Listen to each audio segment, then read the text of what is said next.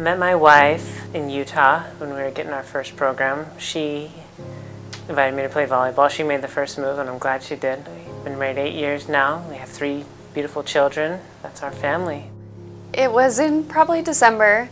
I was having migraines and just joint pain when I'd go to the gym, just for no reason. My joints were aching for days, and finally went into the doctor, just thought it was just going to be a routine, just something's off, and they did some blood work and it came back abnormal. And so then we did a lot more blood work, and it took about a week and a half, and we found out that I had leukemia.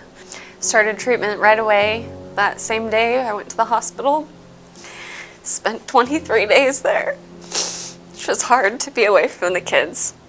They are everything. They're the reason that I fight this cancer and that I want to get through to the other side, and can't wait to see my little ones grow up, and don't want to miss that. So they're the whole world. Painting nails together. Or giving me haircuts. And him probably cuddling. And she was so scared at first to think of, well, how are they going to react to me not having any hair? But that was just it. They wanted to touch it, and then they just bring us joy. No matter what the circumstances, they always find a way to make it a little bit better. Yes. He likes to feel her head. It's funny. I think she's beautiful. Do you love her? They're intentionally, with the chemotherapy that she's having, knocking out her body's ability to rebuild itself, to provide for itself. So the only way she can have energy, the only way she can function at times is because she gets a blood transfusion. So it really is total reliance on somebody else, some kind stranger.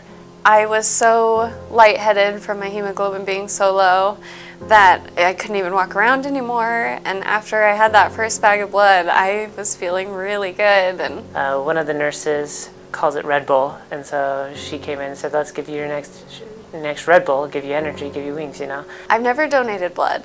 It just isn't something that you think about when you're not going through something.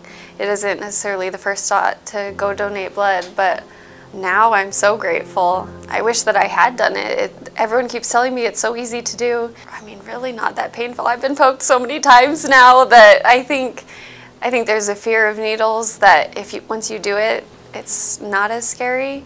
But just letting them know how much people like me need it.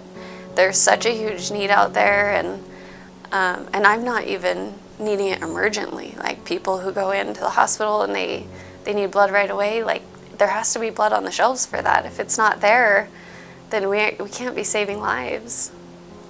It's a weird thought knowing that my wife is alive because of the kindness of friends and strangers. We talk about how, you need a support system, but literally other people are a part of my wife now because she requires that help, that transfusion. I wouldn't be here without it, without their help with donating, and I certainly wouldn't be feeling very good without it. And just thank you and keep donating, and it's all worth it. Just imagine the long run, what's on the other side.